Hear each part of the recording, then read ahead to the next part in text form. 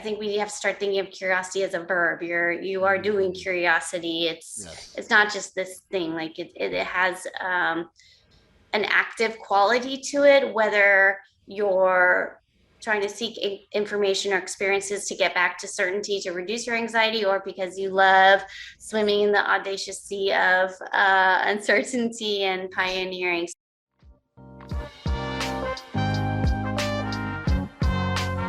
Welcome to the Audacious Living Podcast, hosted by my man, Audley Stevenson, the Odd Man.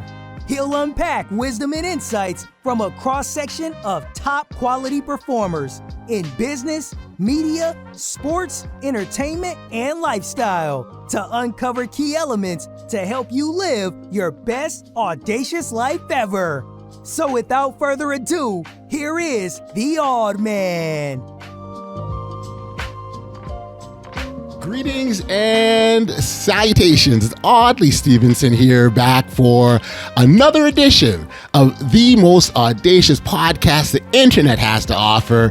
You got a lock to the Audacious Living Podcast, and I appreciate you for being here as we continue our ongoing goal of helping our listeners live their best audacious lives ever. As always, I encourage you to connect with us through our social media channels. Twitter, Instagram, and Facebook are just one of the places that you can find us. But if you head over to our YouTube channel, or if you're watching this episode of the podcast on YouTube, then you know you've got that bell down below that you just tap and ding, ding, ding. You're connected to all great things audacious related. Now, I'm sure many of you are familiar with that old saying, curiosity killed the cat. Well, today's guest is here to promote the fact that curiosity can be a very positive and powerful force in our lives if exercised regularly. In fact, curiosity provides endless opportunities to grow, develop, and learn, and isn't a pathway to an untimely death, as that old saying would suggest.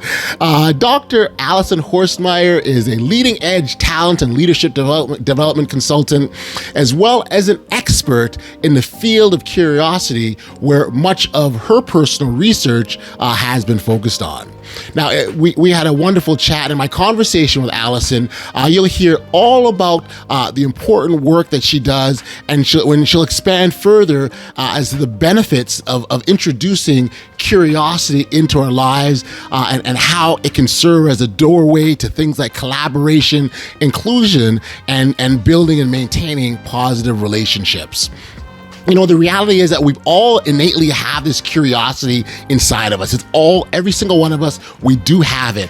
And for one reason or another, it tends to be stifled away as opposed to letting it roam free. And, you know, maybe we were taught, or there's a message that said to us that curiosity isn't a good thing. Well, this episode, you'll learn that it is more than a good thing. It's an absolutely great thing. So now that the stage is set, I'm going to stop talking here for a moment and give you an opportunity to hear from Alison Horstmeyer. Enjoy. Hey, Alison, thank you for joining me here on the Audacious Living Podcast. It's a pleasure to have you today. Thank you so much for inviting me. I love that it's the Audacious Podcast. Yeah. We do have a lot of fun here. We do, you know, we sort of break the barriers a little bit, if you will. So nice. Yeah, it's really, again, it's a little bit of having fun. But I want to talk about the work and the extensive work you've done in the field of sort of curiosity and wonder. I guess they sort of go hand in hand. And I do want to get into that. And without trying to make a pun, I'm going to say I'm curious about the value of curiosity has in our day-to-day lives. And I thought maybe as a sort of starting point, you can kind of sort of frame things for us in terms of the significance of curiosity to us as individuals. Yeah, so, I actually had started researching anxiety, which then led me to curiosity, and then came back in a way to anxiety, because there is that component to curiosity, because curiosity is an invitation to explore, the new, the unfamiliar, the ambiguous, which, can at times raise some anxiety, doubt, confusion along the way. If we look at the positive psychology literature, curiosity is one of our universal strengths that we all have. It's innate within each of us. And I think we all remember when we were kids and we had a lot of questions and we probably drove our parents crazy with why. Uh, and then, as we move through our life cycle, there becomes a need for conformity and some other things, which then seem to somehow dissipate our curiosity or maybe tuck it away, and we forget about how to bring it forward, because it is an intentionality there for us to be curious. But inevitably, curiosity is about not knowing, right? We have something we don't know, we want to figure out, or something happens in along the way that violates what we expected, and now we're kind of like, what, we have to go figure something out.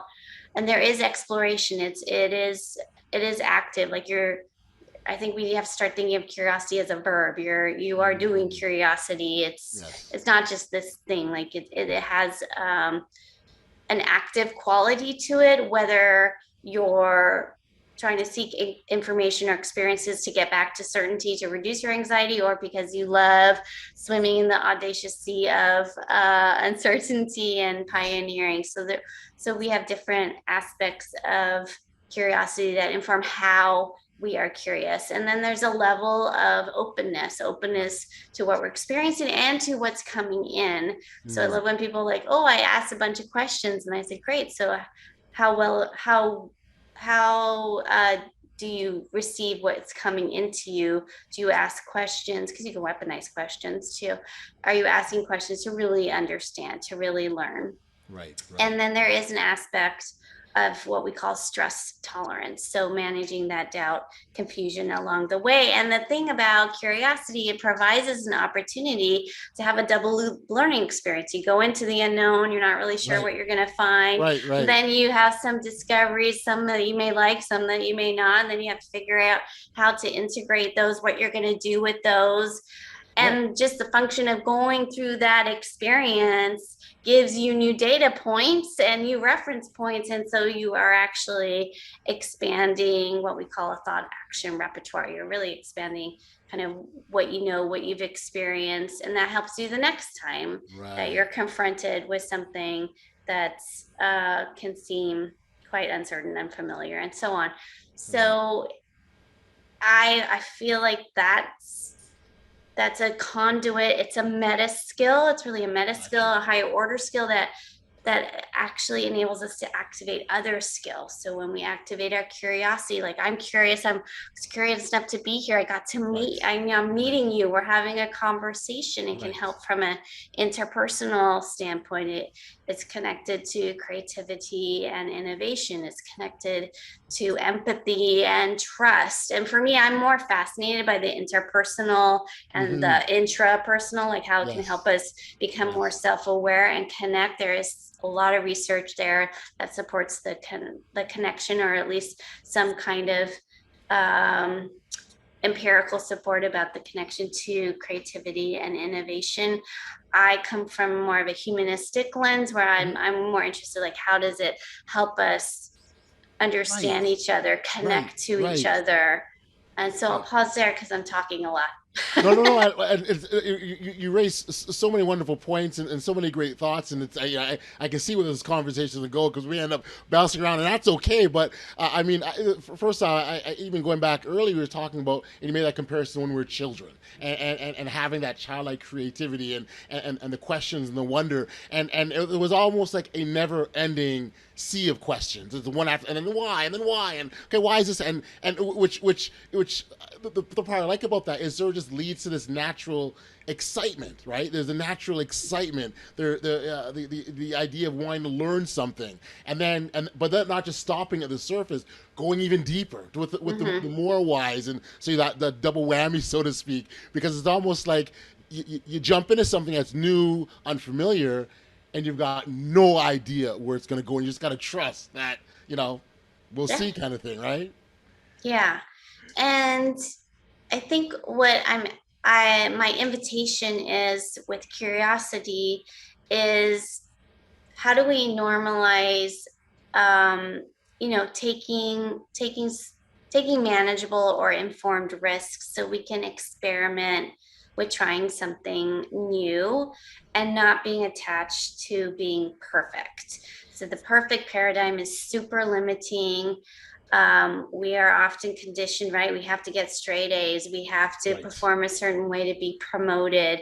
And then I can tell you, when I'm working with executives, we get to a certain level where then we're asked to, well, can't you innovate, challenge the status quo? I hate the term think outside the box because there shouldn't even be a box. That's right. And how can we bring in more perspectives? How can we create psych safety? All these things where that wasn't even part of the trajectory. And so, how can you start just I think most people intuitively know where they're limiting themselves, what kind of narrative loop that they're playing. And I know those loops can be so strong. They seem very real. And I can tell you they're illusions. They're illusions rooted on the past or some preconceived notion or some assumption that is not true. Like if you really let's go validate our assumptions before we start believing the loop. I would really invite people go really get your assumptions really clear and see if other people are aligned with those if you're working in a team. But if you have some of your own, like, where are those assumptions coming from? Are they true? What about them is really true? Because I have a good sense that they might not be rooted in your reality of today. So letting go of some history or the person that you were, 3 years ago, you're not the same person anymore. No, it's funny as you're talking about the assumptions. I'm smiling because I remember recently having a conversation with someone, and I was saying that there is something that we all believe in. We really, really believe in, and we're totally wrong about it. Like there is something we all have that we absolutely would swear by it, and we are wrong, right? And so the idea of challenging what we believe or challenging our assumptions, it's important from a growth standpoint and development, but it's the check-in, and so when you add that curiosity piece, so it forces you to challenge, and am I right or am I wrong, right? That's really what you're alluding to. Yeah, or it's are you partly right? I think Right. that we also get stuck in binary bias. Is that bias is that it has to be either this or that. It's a very black and white. And Right. my invitation is, can you just replace the or with an and see what happens? Because then we could start opening up the possibilities. The anxiety comes down. We're in a bit more of a gray, and we want to start playing more in the gray so we can zoom out and see the different opportunities pass. And I'm not saying that you pick the path and everything's going to work out, but at least you made an informed decision about and took the time to step back and review. And so the power of the ands is quite potent in that scenario. Well, as you talk about the power of the and replacing, or I naturally think about just even collaboration and what that does, because that naturally leads into that. The opportunity for us to get together and collaborate and even be curious amongst one another, because that's truly where the greatest ideas and brainstorming comes from. We're all in the group going, "What do you think?" And you build wonderful things from that. Yeah, and Adam Grant, he's looked at some research that tells us for brainstorming, it's actually beneficial for each person to take the time to think through ideas on their own. And then you bring these ideas forward to get reactions. And that way, there's this like judgment and already taking things out, or that doesn't work, but getting more reactions on the thinking that happened ahead of time. And you can really it provides an opportunity for what we call idea linking. Like you could take bits and pieces of what other people have been thinking about and link those together. And then that's the beauty of the amalgamation really being that birthplace of creativity. I love it. I Mhm. love it. I love it. And I also love the fact that you use the word invitation a lot. An invitation, a curiosity is an invitation because Yes. that it's it's something that we all we're all faced with, and it's our choice whether or not, with as most things are, whether or not we actually take that step. And so I wonder if you sort of expand on that a little bit more, because I think invitation is a perfect word, really. Yes, because we all have points of view on what we quote on what oddly I think you should do, Right. but I I I don't. Like I have no idea what you should Right. do. Right. I Right. have I have experience and knowledge and um, things I can share with you. And then is there a way to co-create a direction that can support you? Um, and you're right. I call curiosity like the intentional pause. There is an intentionality to it. There is, my study participants in my study were really clear. It takes energy and effort, intentionality, and it and you can bail at any time too. Sure. Like Sure. you might be on information mode, like I'm tapping out. I'm just Right. gotta take a moment to Right. process what I've learned. Absolutely, take the time to do that. Um, but I can't tell people. I can't make people be curious. Sure. I Exactly. can Exactly. just I can paint a picture of what's possible when we activate it. Got you. Got you. No, I love it. I love it. Sort of thinking about barriers to communicate to curiosity and things that get in the way of it, and I think one of the things, and I'll certainly get you to expand on, if you will, is just the information or knowledge, right? I think oftentimes it's very easy to rest on what we already know, and we sort of talked earlier about challenging our assumptions, right? Challenging what we know. I don't think there's anything wrong with that, but I do feel that that can be a barrier, because if we already know it, then why be curious, right?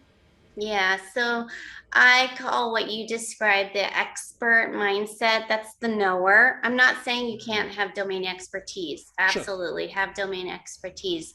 But when we get into the knower, into proving my agenda, my way, prove, it's a very me stance. And it's a very defensive stance. And when we're there, it's probably because a value of ours is being threatened. So, for me, independence is a really core value. And if I'm feeling like I'm being micromanaged or something, I'm going to get into a reactive mode. Right. What's the flip side, and what we're asking is, can we take the explorer mindset where you have intellectual humility, you're asking open-ended questions, you're leaning in to help improve what's going on, you're you're willing to let go of the status quo because you recognize holding on to the status quo is actually a riskier proposition than taking a risk, because it's the illusion of status quo is the illusion of safety. It's not Right. safe. Right. um and and I laugh, so but it's an important point, Alison. I almost want you to say that again, because status quo, it is very delusional. it's the illusion of safety. It's not safe because the world is changing too fast. Right. We have technology. We can't even keep up with the rate of the rapid technology Right. that keeps evolving. We have social changes. We have global trends. We have changes in our own community and even in our homes. I mean, COVID has really Mm-hmm. pushed all of us to the limit and what we're managing, and so. And it requires us to have an agility mentally, emotionally, socially, uh, physically, all, I mean, it's really been calling on us to really step up in new and different ways. And if we just keep going to the same playbook in Yeah. that environment, the anxiety is going to go up even more because your playbook is not going to work. It's just not going to work. Right. And so we have to start experimenting, trying, throwing that playbook away and starting from scratch and, methodically building a new playbook for what we're dealing with in present time. Got you. You spent some time studying anxiety and curiosity. You sort of went back and forth a little bit. I wonder if you sort of expand further on just the relationship between the two, because they are connected, although I don't know if it readily comes to people's mind, the connection between the two, but there is one there, isn't there? There is one there. So what happens is that there's, before you move through that exploration, there is what we call a cognitive appraisal. So subconsciously, you assess wow, this looks a little different. Probably haven't been here before, or it's unfamiliar. And then the second one, which is immediate, is, do I believe I have what it takes to manage the process along the way, whatever may be thrown at me? And it's more about the belief, not necessarily do I have the skill set. And you may not believe, you may be like, wow, I don't think I've got this. I don't know. It's a little bit then like paralysis by analysis. Right. So that's when it's like, okay, so what is a step that you can take? Because I think taking a huge swing can be really overwhelming. And that's when I work with executives, for example, we get really methodical on breaking it down. If they're leading a big change transformation in their team or in the organization, how can we get methodical about it? Yep. For your audience that's listening, it's, what are the resources of support that you could use around you? Is it family? Is it peers? Is it your boss? And what are you willing to try? Just try. Right. To get the data, to get the information, to get the experience. So then you're like, okay, I got that part. Now let me see what I can ladder on next. And so we know, and we also know that when people have attention about not knowing, there are folks who are curious that way. They will actually go seek the information or the experience so they can get back to certainty, back to knowing. And those are great competency builders. Those are great executioners. So I always say, really understanding how somebody's curious, understanding your core values, as your tenants, and where you may be overusing a core value that may be driving up your anxiety, which kind of tampers down your curiosity. So there's different knobs that you can adjust. And for each of us, it's going to be different too, right? So that's why the need for the adjustment, because there's not a one stop, here you go, and it applies to everyone, because it doesn't. Yeah, that's exactly right. I really appreciate you bringing up that point. So when people tell me, oh, that person's not curious, my response is, well, what does curiosity look like to you? And they're describing it. And I said, well, how is that person curious? And they're like, well, or what? And it's because that person didn't match that particular definition of how that person's curious. And so we are all curious in different ways. And it's our job to honor that and to figure out how the way I'm curious, oddly, and the way you are, how that intersects. Right. Or, if we're on a team, maybe the person that's the great competency builder and the one that loves swimming in the sea of uncertainty are a great combination, because we don't want just pioneering, exploring with no end game. Right. And we need to partner with somebody who can go and execute on it. So, that is why I say it's not if we're curious, it's how. And I think it's important to talk about that, because we've got to be judgment free, right? And that's really what we're doing. We're applying our own judgments and labels of, well, you're not curious the way I'm curious, or you're not showing up the way I think you should show up. And it is different for everyone. And so I'm glad we sort of went there.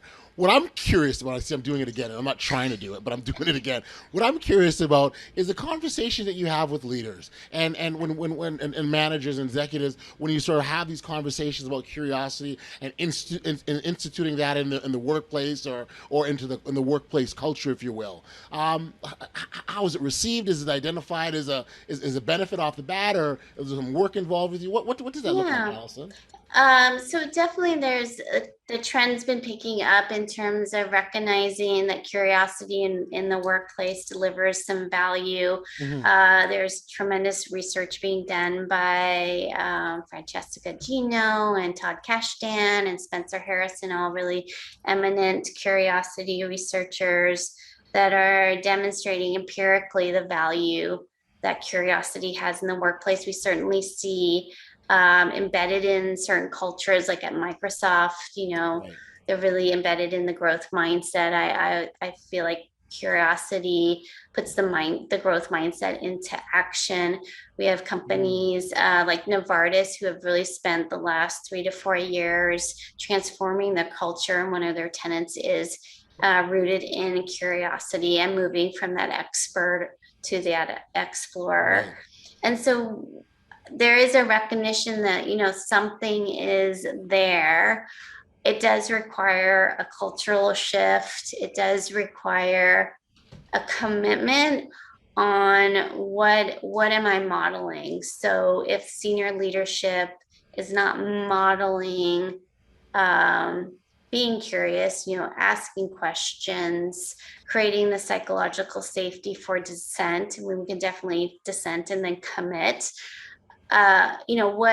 What are they modeling that's either supporting curiosity and shutting it down? Right. And it can also go to, what are your norms? And because norms are rules of engagement and behavior. So how explicit have you been in terms of your norms? Mm-hmm. And do they support curiosity?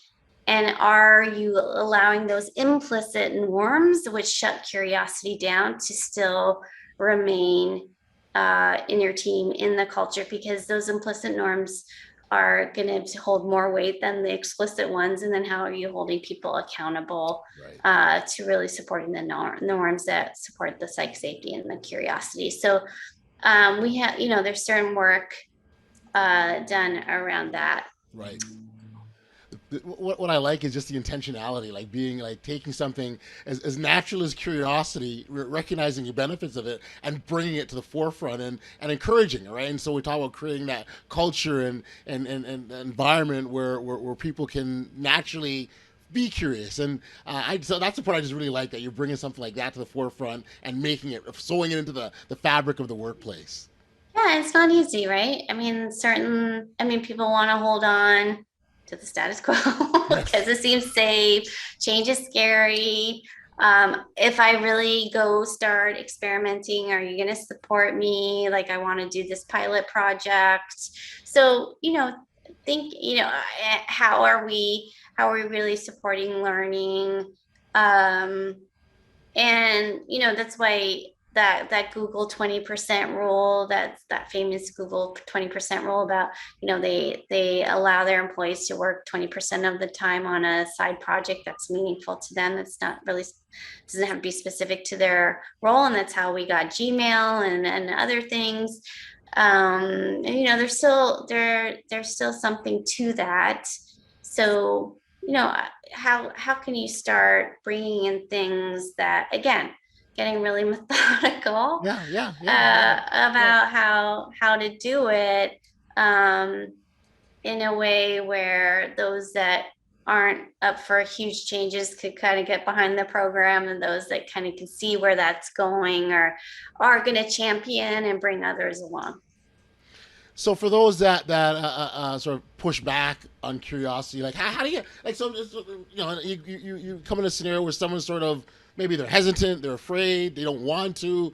What I mean, and I get, like, and to your point earlier, you can't make people get curious, and I totally get that. But what kind of, I don't know if you're having that conversation. What do you do to kind of get them to see the benefits of it, or how do you do that? I think it goes back to what's the share, if it's in the work environment, like what's the shared purpose? Like, why are we even a team? Like, Mm-hmm. what's the work of the team that we need to be doing?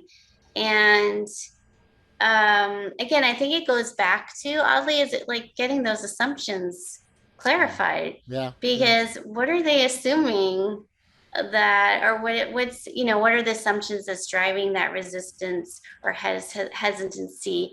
Have they been receiving conflicting narratives, and so they're not really sure what to believe? And so I really do think it goes back to the assumptions Yeah. Okay. and getting clarity on what's true, and then finding ways to see, okay, well, what step are you willing to take? There you go. That's a big point. And that's an important question. What is that step that you're willing to take?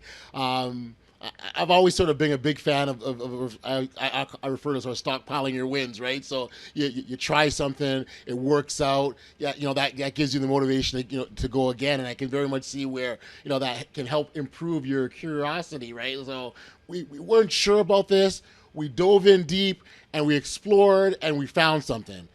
We kept going again because we might find something else. And so the whole idea of building on your past successes, I think it works hand in hand with encouraging us to continue to be as curious as we can be. Yeah, and I think what you're pointing to is, let's iterate. Mm. So there's the MVP model, right, of minimal viable product. You go Okay. with like a small set of initial features, and it can be a product or with you, right? You've got a small set that you want, a new behavior that you want to try. So, and then you test it out and you get information, and then you iterate from there. Or what is the minimal viable change that you want to start implementing, and then that you can ladder on from there. So I think, again, if we bound it or frame it in something that's manageable, Right. then it gives people an opportunity to have some guardrails, so they don't get overwhelmed, or they don't, or right, or that it's somehow not connected to some kind of North Star. So I think, thinking in kind of the MVP, MVC framework can be helpful.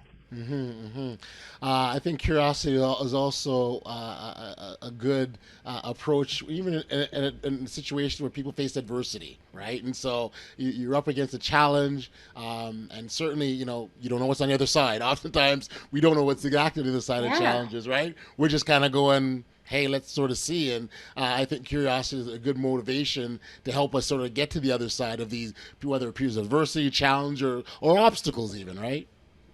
Yeah, and one tool is reframing, right? How can we Hmm. reframe this challenge? And it's not to like sugarcoat the reality of what it is. I'm not going Right. for toxic positivity. I'm Right. going for I'm Right. going for optimism, which is like you are real about the challenges, but then there's still uh, something aspiring that's possible. Yes. And reframing can really help us with that. So, how can I reframe this as I didn't fail. I'm learning, because the research shows that when we fail, we actually learn more than when Yes. we have Right. successes, because when we have successes, we kind of forget what got us to that success. Right. Um, It just hurts and more in the moment, right? That's all. yeah. And so, having kind of not hitting it out of the park can actually be, give us those insights that we really need, and they stay with us. And so, what is an opportunity that you see today, tomorrow, or engaging with somebody at the workplace? Like, how can you reframe that particular interaction situation in a way that allows you to have a different perspective about it? Hmm. Hmm. Hmm. Um, uh, Something I made a point I was definitely going to ask you, because when I was sort of going over some of your information, one of the things that stood out to me was the idea of going from curious to competent.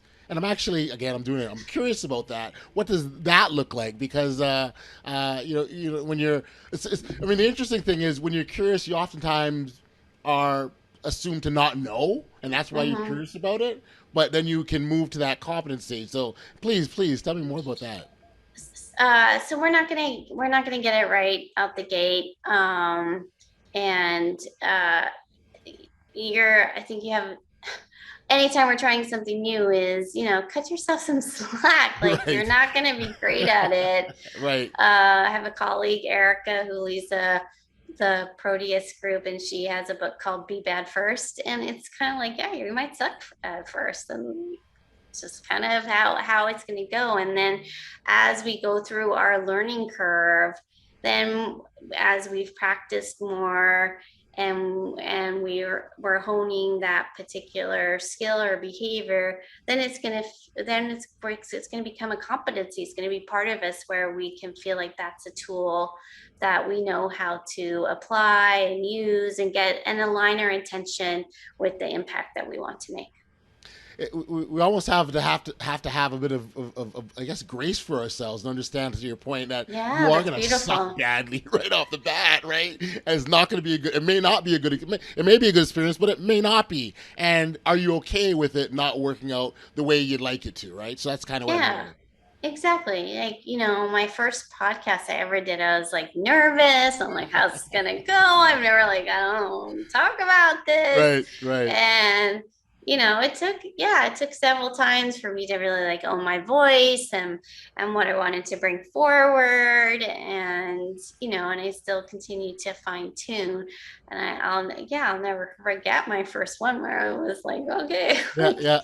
What is this? I was definitely in the crawl stage, and so give yourself grace to go from crawl, walk, run.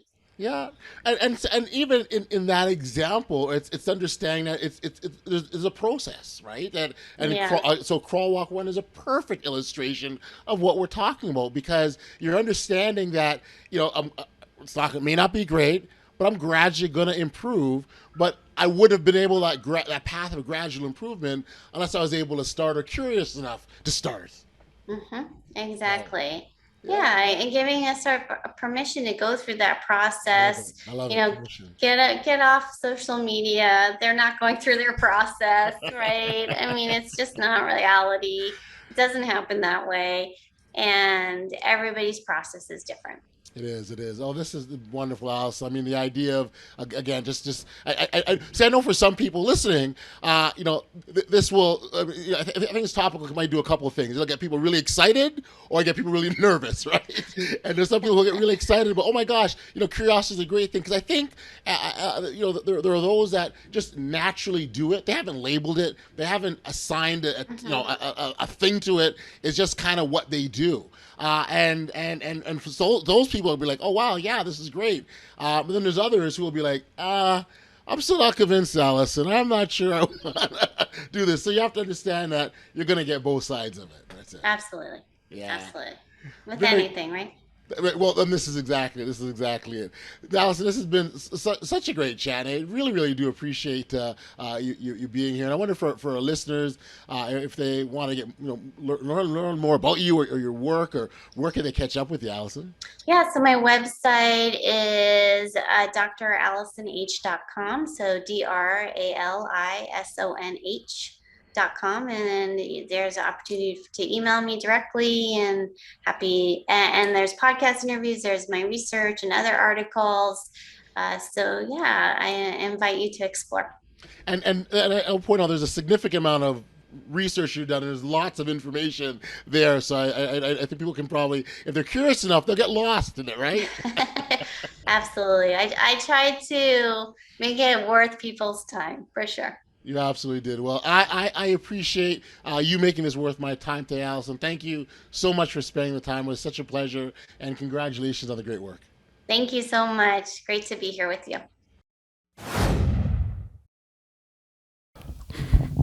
Back we are here on the Audacious Living Podcast, and I want to send my appreciation and thanks to Alison for being here and sharing her insights on what it means to be curious and how impactful curiosity can be on our day-to-day lives. I hope you're able to reflect on your own personal life and see the opportunities in which you're able to inject a little bit of curiosity into your day-to-day life and watch the difference it can make. Because as we heard from Alison, it truly can have an impact. You know, when I reflect on my conversation with Alison, she really left us with a lot of great points. But if there's just one thing that I take from my chat with her, it would be this. Embracing a curious spirit can serve us very, very well, and there's tons of research out there that speaks to the benefits of injecting both curiosity and wonder into our everyday lives. You know, it was the famous Albert Einstein who once said, "The important thing is to never stop questioning, never lose a holy curiosity." By being curious about life and everything around us, we're able to see new, unexplored worlds and possibilities which aren't normally seen or visible. Oftentimes, they are hidden under the surface of day-to-day life and normal life that blocks us from being able to see what's underneath that. And it takes that curious mind to look deeper to uncover these new possibilities. This comes in particularly helpful when we've got to navigate constantly changing environments. And when the environments change rapidly and quickly, you know, the curiosity is extremely helpful. And there's tons of benefits. Our level of happiness raises, we become more positive, experience lower levels of anxiety, more satisfaction with life, and a greater physiological being. The bottom line is, maintaining a curious spirit is certainly an audacious way of living our lives. Hey, listen, if you haven't registered for email notifications of the podcast, please know that you can do so simply by heading over to bestaudaciouslife.com, and all you've got to do is enter in your email address and you'll be alerted every time we've got brand new content that comes out. Listen, we've sadly reached the end of another episode of the Audacious Living Podcast, and as always, got to send a big shout out and thanks to our lovers of audaciousness. You are a tremendous listening audience, and the support that you've given on an ongoing basis is so much appreciated. So thank you. Until next time, stay safe, be kind, show love to one another, and be audacious.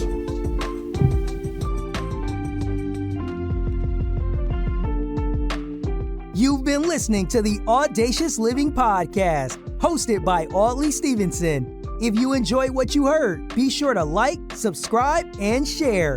Until next time, be audacious.